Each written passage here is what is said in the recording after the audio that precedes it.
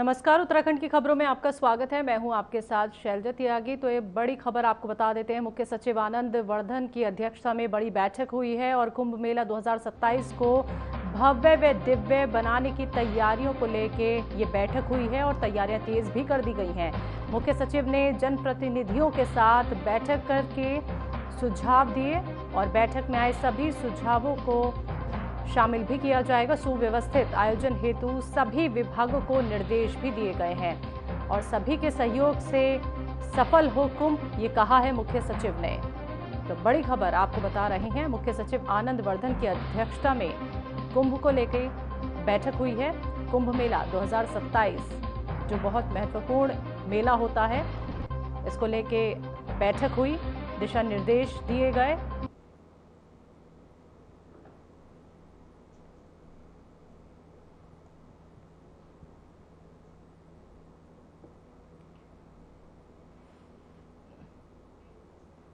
तो आपको बता दें, इस वक्त की बड़ी खबर आपको बता रहे हैं। मुख्य सचिव की अध्यक्षता में ये बड़ी बैठक हुई है। हर साल कुंभ मेला लगता है और उसी के मद्देनज़र ये बैठक हुई है। किसी भी तरीके की कोई दिक्कत परेशानी कुंभ में आने वाले लोगों को ना हो, इसको लेके पहले से ही गाइडलाइंस दी जाएंगी, अधिकारियों को दिशा निर्देश दिए जाएंगे। तो इसी को लेके ये बैठक हुई है। तो 2027 कुंभ मेला को लेके ये महत्वपूर्ण बैठक की गई है मुख्य सचिव के द्वारा।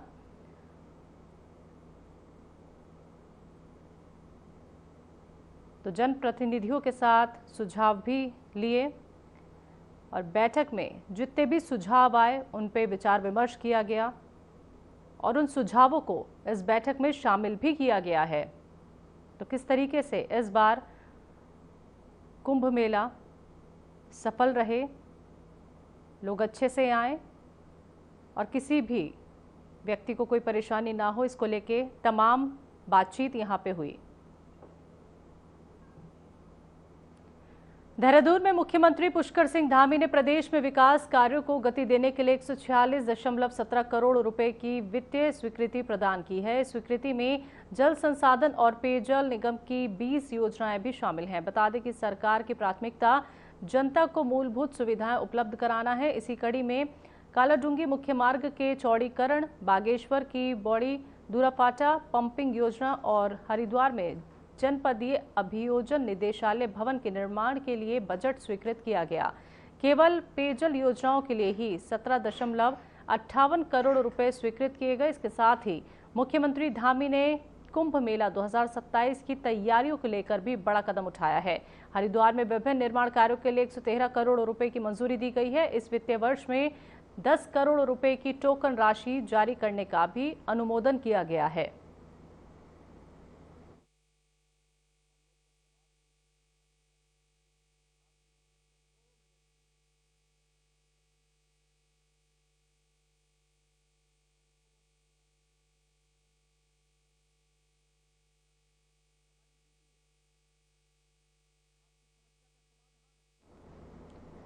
मुख्यमंत्री पुष्कर सिंह धामी ने शुक्रवार को नई दिल्ली में केंद्रीय नागरिक उड्डयन नायडू से भेंट कर उत्तराखंड में विकास, हवाई संपर्क सुधार और पर्यटन को बढ़ावा देने के संबंधित विषयों पर चर्चा की। तो वहीं इस दौरान मुख्यमंत्री ने राज्य को विमानन क्षेत्र में मिल रहे सहयोग के लिए केंद्रीय मंत्री का आभार व्यक्त किया और हिमालयस ब्रांड के अंतर्गत राज्य के हवाई अड्डों पर स्थानीय उत्पादों को बढ़ावा देने की पहल की सराहना की। साथ ही उन्होंने क्षेत्रीय संपर्क योजना के तहत दिल्ली पिथौरागढ़ के बीच नियमित हवाई सेवा जल्द शुरू करने का अनुरोध किया, जिसे पर्यटन, सामरिक और मानवीय दृष्टिकोण से महत्वपूर्ण बताया।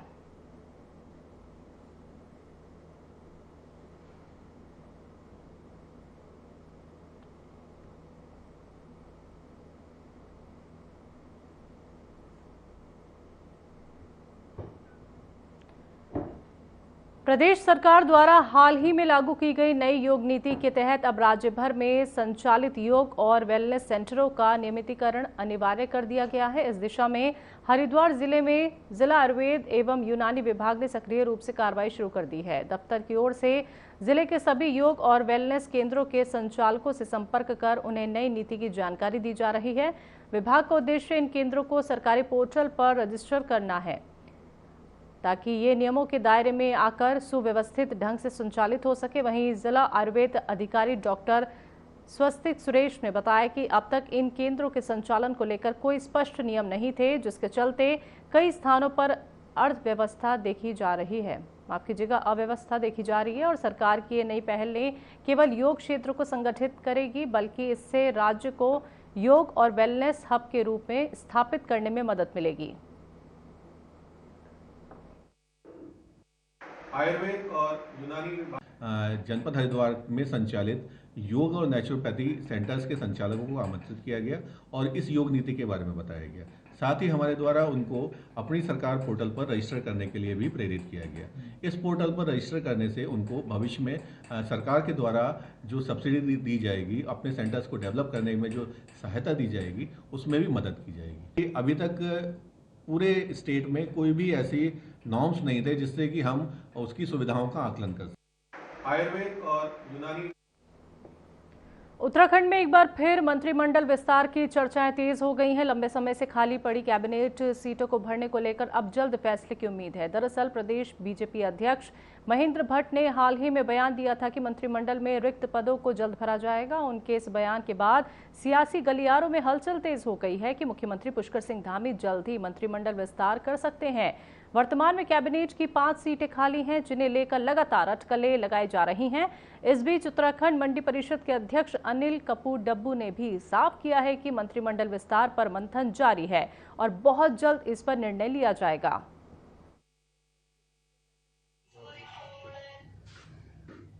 पार्टी का समाधान का मामला है। केंद्रीय हाईकमान और माननीय मुख्यमंत्री जी और पार्टी संगठन मिलकर तय करेंगे। मंत्रिमंडल विस्तार के लिए माननीय मुख्यमंत्री जी कह चुके हैं कि जल्दी मंत्रिमंडल विस्तार होगा जी। अब मंथन के बाद, चिंतन के बाद, क्योंकि कई विधायक होते हैं, किसका क्या उपयोग होता है पार्टी तय करती है जी। इसके लिए संगठन में जगह है, किसके लिए कौन सा विभाग उसको चलाना है, क्या करना है। तो मैं समझता हूँ कि माननीय मुख्यमंत्री जी ने कह दिया है कि हम बहुत जल्दी मंत्रिमंडल विस्तार करेंगे और मुझे लग रहा है इस पर कहीं ना कहीं चिंतन मनन होगा। पार्टी को तय करना पड़ेगा कब समय आएगा, कौन सा उचित समय रहेगा। ऐसे जनता के बीच में जाने के लिए अच्छे नुमाइंदे चाहिए, तो वो सब चिंतन मन के, क्योंकि इसमें काफी चिंतन मन के बाद ही ये फैसले होते हैं। मैं करता हूँ, ठीक है। प्रदेश कांग्रेस कार्यालय में एक आयोजन किया गया, जिसमें कांग्रेस विधायक प्रीतम सिंह ने बीजेपी सरकार पर निशाना साधते हुए कहा कि कांग्रेस की कमेटी गठन कर मलिन बस्तियों को चिन्हित कर मालिकाना हक देने की शुरुआत की गई थी, लेकिन इस समय बीजेपी की सरकार में एलिवेटेड रोड के नाम पर सरकार की उजाड़ने का काम कर रही है।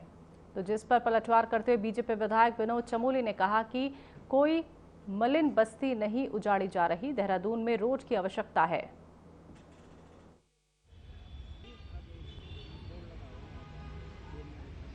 कमेटी का गठन किया गया था और उसमें 582 मलिन बस्तियों को चिन्हित किया गया था और उन मलिन बस्तियों को मालिकाना हक देने की शुरुआत भी हमारी सरकार ने प्रारंभ किया।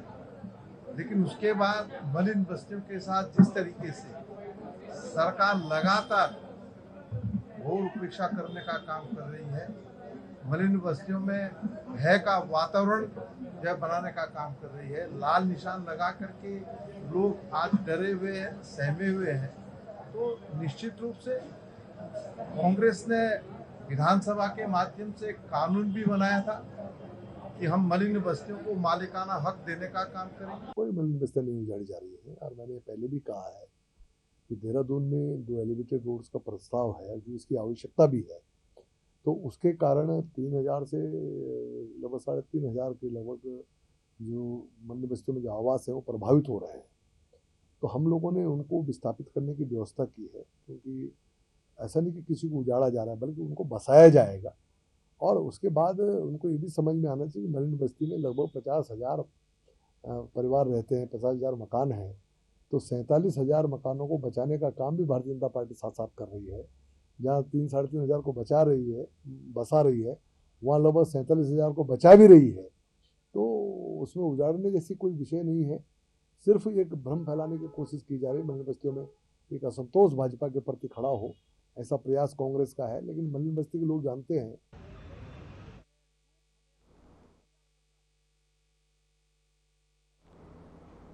पश्चिम बंगाल के रानाघाट जिले के उत्तर पश्चिम के बीजेपी विधायक पार्थ सारथी चटर्जी दिनेशपुर पहुंचे, जहां बीजेपी कार्यकर्ताओं ने उनका स्वागत किया। तो वहीं इस दौरान विधायक ने जनता से मिलते हुए कहा कि उत्तराखंड में बंगाली की स्थिति अन्य प्रदेशों से बेहतर है और विभाजन के बाद उत्तराखंड में बंगाली समुदाय को कानून के तहत नागरिकता के लिए आवेदन करना चाहिए।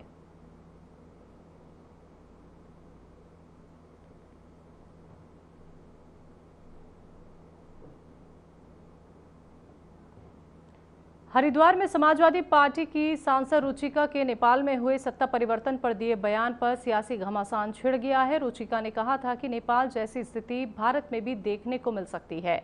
इस बयान पर बीजेपी सांसद साक्षी महाराज ने करारा पलटवार किया है। उन्होंने कहा है कि जो जैसा चश्मा लगाता है उसे वैसा ही दिखता है। भारत आज पूरी दुनिया का नेतृत्व कर रहा है। अमेरिका तक भारत और प्रधानमंत्री नरेंद्र मोदी को झुकाने में असफल रहा है।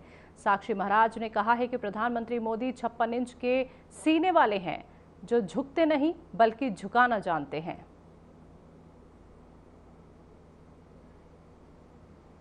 लेता है ना, उसे ठीक वैसा दिखाई देता है। भारत विश्व का नेतृत्व करता रहा, विश्व का विश्व गुरु, और अब तक दुनिया की सबसे बड़ी ताकत या दादा अमेरिका होता था। उसने प्रयास किया हिंदुस्तान को और हिंदुस्तान के प्रधानमंत्री भाई मोदी को झुकाने का, लेकिन वो भूल गया कि मोदी 56 इंच सीने वाला है, झुकता नहीं है, लोगों को झुकाना जानता है। तो आज भारत विश्व की सबसे बड़ी ताकत बन गई है। समाजवादी पार्टी है तो छोटे छोटे दल हैं, क्या कहते हैं क्या नहीं, लेकिन जिस तरह से डोनाल्ड ट्रंप ने भारत को झुकाने का प्रयास किया था, हिमालय की तरह खड़ा हुआ है और किसी का झुकने वाला नहीं है, क्योंकि मोदी झुकाते हैं, झुकते नहीं। महाराज जी, जैसे उन्होंने बयान दिया, ये बयान देना सही है? इससे इन छोटे बयानों की मैं परवाह नहीं करता। कहीं ने कार्ड्स भी लिखी है, बात भी लिखी है, पर नियर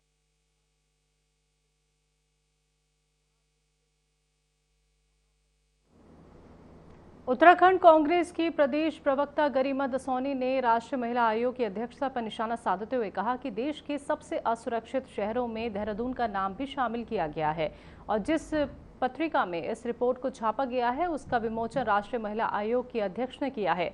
उन्होंने कहा कि राष्ट्रीय महिला आयोग की अध्यक्ष बिना जाने समझे एक निजी संस्था के कार्यक्रम में शामिल होकर उनकी रिपोर्ट को सार्वजनिक कर रही हैं।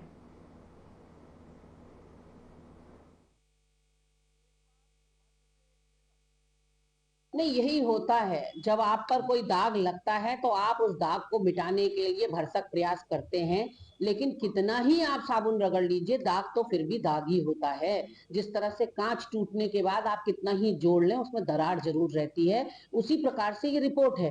कोई भी रिपोर्ट हो वो 48 घंटे तक अपने पीक पे रहती है। सारे प्रतिष्ठित न्यूज़पेपर्स ने, सारे प्रतिष्ठित न्यूज चैनल्स ने, electronic media, print media, social media, सबने भरसक इस खबर को चलाया है और जो नुकसान होना था उत्तराखंड या देहरादून की छवि को, वो हो चुका है। तो आप पछताए होत क्या जब चिड़िया चुग गई खेत, और अब आप नोटिस भेज रहे हैं उस कंपनी को जिसने ये सर्वे कराया और देहरादून को टॉप 10 शहरों में आपने शुमार किया। 31 शहरों का इन्होंने आकलन किया था।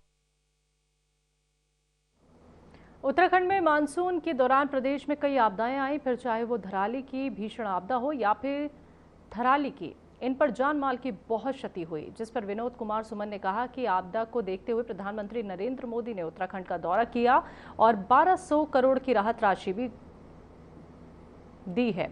तो साथ ही प्रधानमंत्री नरेंद्र मोदी ने आश्वासन दिया है कि केंद्र सरकार आगे भी उत्तराखंड की हर संभव मदद करेगा। मुझे तो नहीं मिलती। देखिए, माननीय मुख्यमंत्री जी की, माननीय प्रधानमंत्री जी से लगातार बातचीत चल रही है जब से आपदा आई है, और माननीय मुख्यमंत्री जी को माननीय प्रधानमंत्री जी ने हर एक प्रकार से सहयोग का आश्वासन दिया है। और उसके क्रम में कल माननीय प्रधानमंत्री जी का भ्रमण था राज्य में, उसमें जो आपदा प्रभावित थे उनसे सर ने मुलाकात की है। जो राहत बचाव दल काम कर रहे थे विभिन्न प्रकार की आपदाओं में, सभी के जवानों से बातचीत किया है।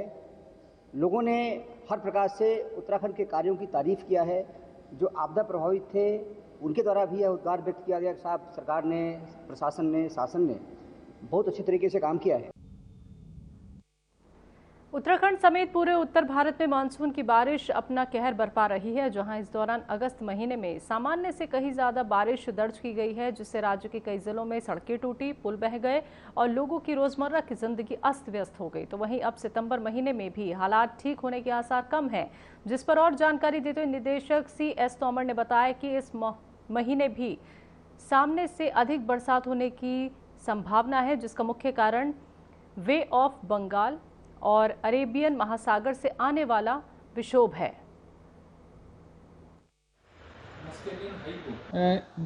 इस समय इस सीज़न में जो है अगस्त जो महीना था, इसमें हमको जो बे ऑफ बंगाल से और अरबियन सी से दोनों साइड से हमको मॉइस्चर लॉडेन विंड जो है मॉइस्चर के साथ जो हवाएं आती है, साउथ ईस्टर्ली विंड्स और या साउथ वेस्टर्ली विंड्स अरबियन सी से आती हैं, उनका इंटरेक्शन मिला है यहाँ पे। और उसके साथ साथ वेस्टर्ली में जो ट्रफ आता है उनके इंटरेक्शन से हमको उस सीज़न में ज़्यादा एक्टिविटी मिली है। तो ये वेस्टर्ली में ट्रफ हमको फ्रीक्वेंट क्योंकि थोड़ा ज़्यादा मिला है, तो उसकी वजह से इंटरेक्शन भी ज़्यादा हुई है, उसकी वजह से ये ज़्यादा एक्टिविटी ऐसा अभी तक हमको जो एनालिसिस में लगा है वो ऐसा है। उत्तराखंड में दैवीय आपदा के बाद जहां एक और कई जगहों पर आपदा जैसी स्थिति पैदा हुई, तो वहीं धारली में बहुत जनहानि हुई, साथ ही थराली में भी आपदा से काफ़ी नुकसान हुआ है और इसी के साथ पहाड़ी क्षेत्रों में कई जगह भूस्खलन जैसी स्थिति भी पैदा हुई, जिसको देखते हुए प्रधानमंत्री नरेंद्र मोदी ने उत्तराखंड को 1200 करोड़ की राहत पैकेज दिया है, जिस पर बीजेपी मीडिया प्रभारी मनवीर चौहान का कहना है कि प्रधानमंत्री नरेंद्र मोदी के दिल से उत्तराखंड बसता है और देवभूमि में कुछ भी होता है वो तत्काल प्रधानमंत्री उत्तराखंड का दौरा करते हैं।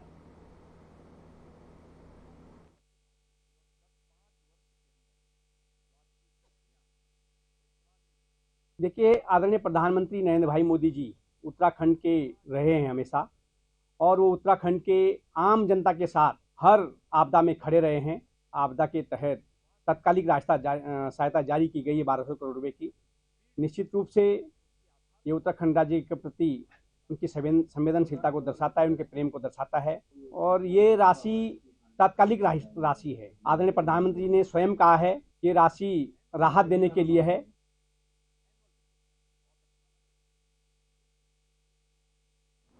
देहरादून में राज्य आपातकालीन परिचालन केंद्र में राष्ट्रीय आपदा प्रबंधन प्राधिकरण के सदस्य और विभागाध्यक्ष राजेंद्र सिंह की अध्यक्षता में अहम बैठक हुई। हाल ही में राज्य में आए प्राकृतिक आपदाओं से हुए नुकसान का विस्तृत मूल्यांकन किया गया। बैठक में राहत और बचाव कार्यों की प्रगति की समीक्षा की गई और अधिकारियों को स्पष्ट निर्देश दिए गए कि राहत कार्यों की गति और तेज की जाए। प्रभावित क्षेत्रों में राहत सामग्री की निर्माण, आपूर्ति, चिकित्सा सेवाओं की उपलब्धता और अस्थायी पुनर्वास शिविरों को व्यवस्थित कर उन्हें प्राथमिकता दी जाए। इस अहम बैठक में राज्य आपदा प्रबंधन प्राधिकरण, स्वास्थ्य विभाग, राजस्व विभाग, पुलिस, फायर सर्विस और नगर निगम के वरिष्ठ अधिकारी भी मौजूद रहे।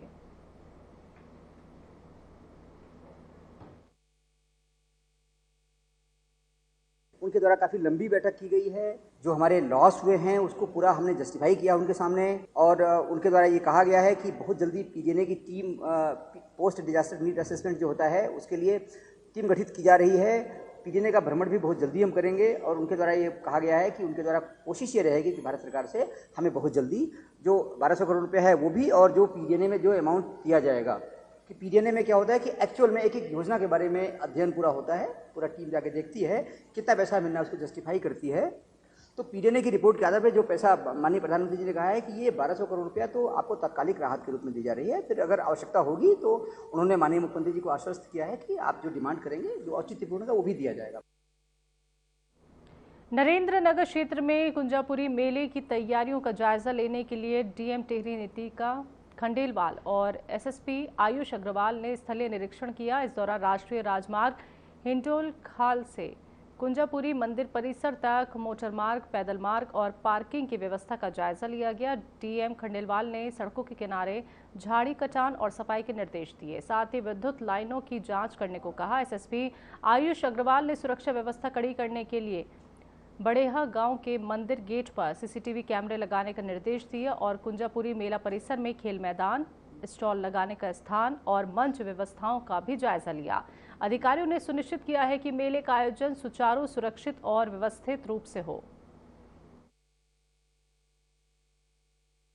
आज हम लोगों के द्वारा, मेरे और एसएसपी साहब के द्वारा यहाँ क्योंकि कुंजापुरी मेला जो 22 सितंबर से शुरू होने वाला है उसका पूरा देखा गया कि कुंजापुरी मेले के अप्रोच और सब रास्ते देखे गए, प्लस नरेंद्र नगर मार्केट में जहाँ कुंजापुरी मेलन का भव्य जो पूरा सम्मेलन सब होता है उसको भी देखा गया और वहाँ पे सभी डिपार्टमेंट्स जो मौजूद थे सबको इंस्ट्रक्शन दे दिए गए हैं कैसे कैसे आगे चीज़ें करेंगे और हम लोग का क्राउड मैनेजमेंट किस तरीके से वो भी देख लिया गया है। और मुझे लगता है कि बड़ी बात है ये कुंजापुरी मेला। खटीमा में कोतवाली परिसर में आईजी कुमाऊं रिद्धम अग्रवाल ने जनता दरबार और सैनिक सम्मेलन का आयोजन किया। इस दौरान उन्होंने जनता और पुलिस कर्मियों की समस्याएं सुनी और हर मुद्दे पर गंभीरता से कार्रवाई के निर्देश दिए। जनता दरबार में अराजकता, महिला सुरक्षा, यातायात व्यवस्था, नशाखोरी और साइबर अपराध मुख्य मुद्दे रहे और नशाखोरी की शिकायत पर आईजी ने कहा कि ड्रग फ्री उत्तराखंड मुख्यमंत्री का सपना है और इसे पूरा करना हर नागरिक की जिम्मेदारी है। उन्होंने डिजिटल अरेस्ट जैसे नए साइबर अपराधों से सावधान रहने और खासतौर पर वरिष्ठ नागरिकों को जागरूक करने की अपील की।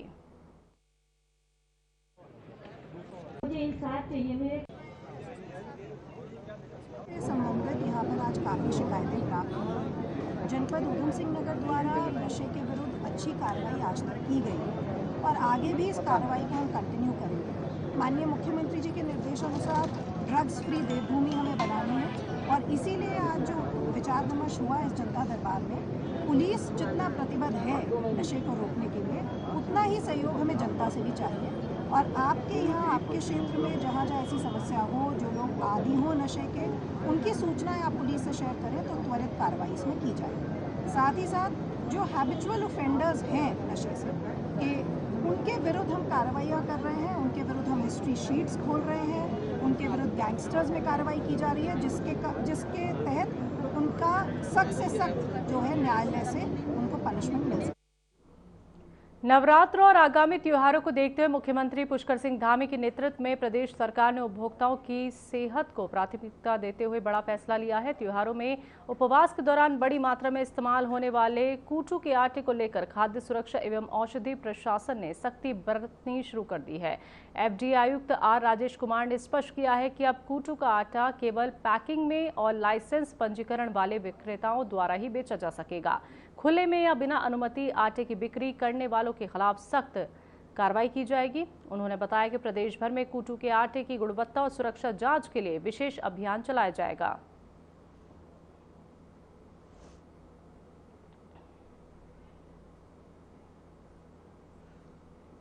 उत्तराखंड की खबरों में अभी के लिए इतना ही। मुझे दीजिए इजाजत। नमस्कार।